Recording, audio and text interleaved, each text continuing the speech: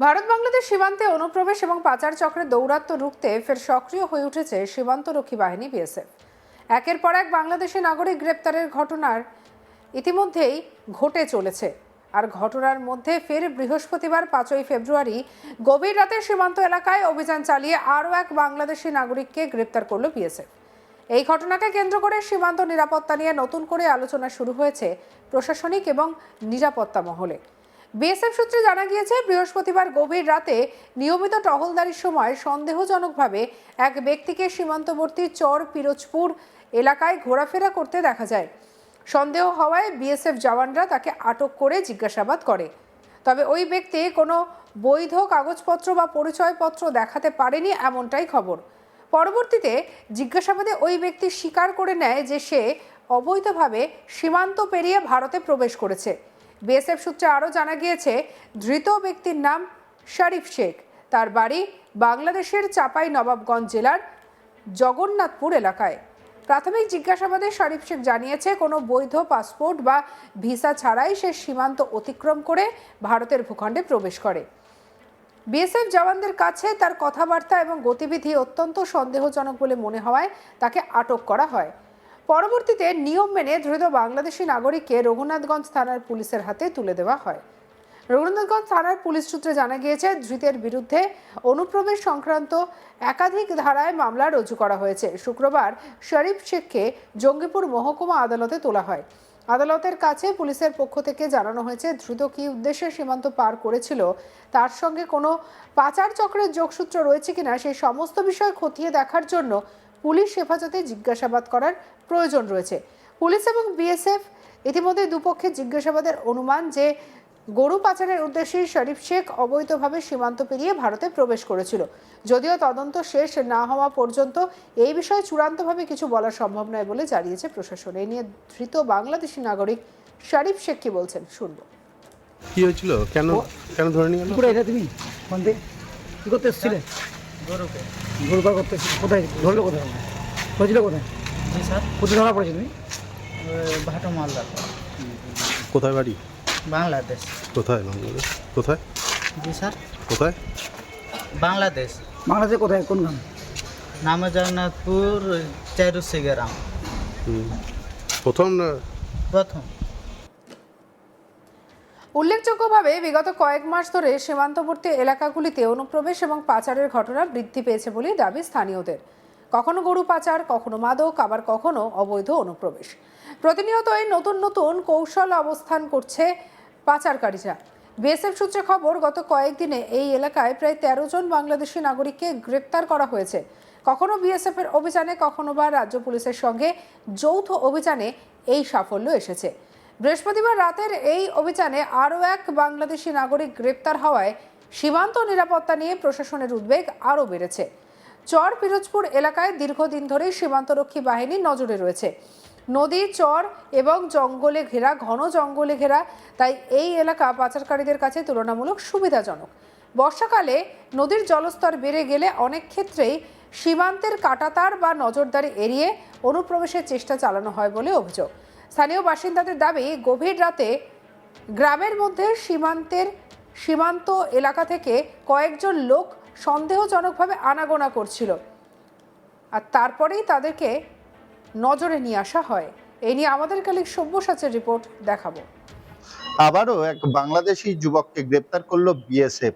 BSF একদম যে সীমান্তবর্তী এলাকা, 0 পয়েন্ট যেটাকে বলা হয়, আমাদের কিন্তু বিস্তীর্ণ এলাকা, কাঁটাতার নেই, কাঁটাতার বিহীন এলাকা, জলপথ এবং স্থলপথ।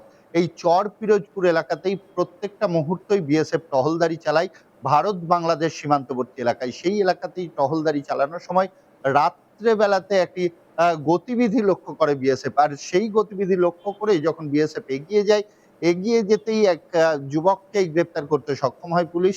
এই বিএসএফ এবং বিএসএফ সূত্রে জানা যাচ্ছে যে এই ধৃত যুবকের নাম শরীফ শেখ। সে বাংলাদেশের চাঁপাই নবাবগঞ্জের জেলারই বাসিন্দা এবং জগন্নাথপুর বলে একটি গ্রাম আছে, সেই গ্রামেরই বাসিন্দা, এমনটাই জানা যাচ্ছে।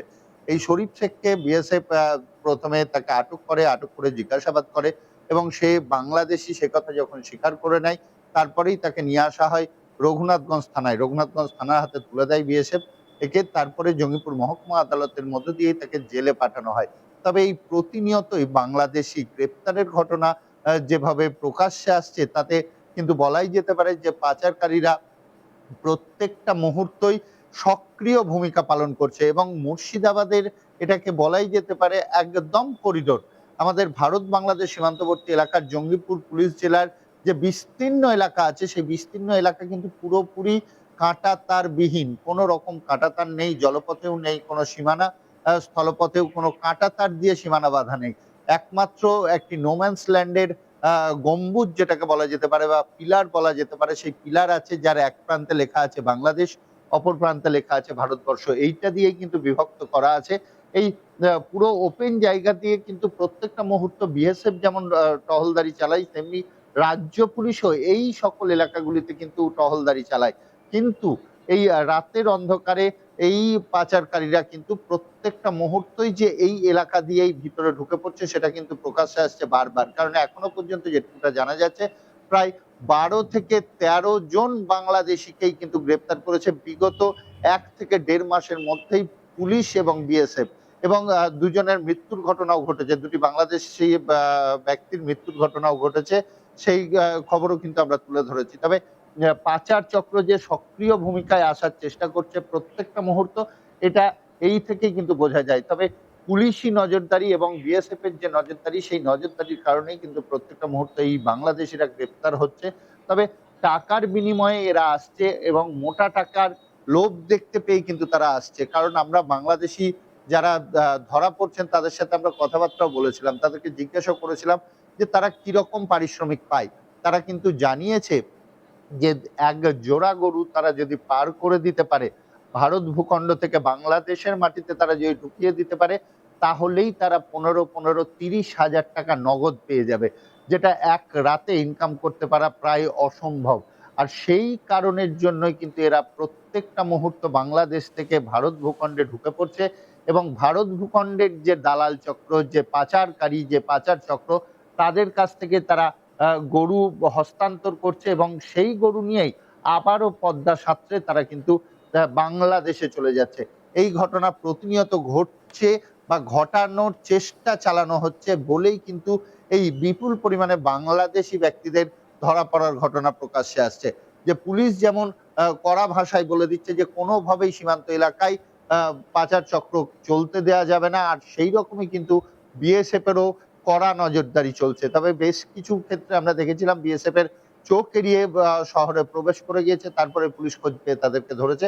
তবে এক্ষেত্রে বিএসএফ যখন রাত্রেবেলায় টহলদারি চালাচ্ছিল একদম চর পিরোজপুর এলাকায়, সেইখানেই তারা বর্ডার সংলগ্ন এলাকায় গতিবিধি লক্ষ্য করে এবং সেই সময়ই এই যুবককে গ্রেপ্তার করে। এই যুবকের নাম হচ্ছে শরীফ শেখ, তার বাড়ি চাঁপাই নবাবগঞ্জ এলাকায় বলেই জানা যাচ্ছে। সঙ্গে রাখুন আজ তাক বাংলার ইউটিউব চ্যানেলকে, লাইক কমেন্ট শেয়ার সাবস্ক্রাইব করতে ভুলবেন না।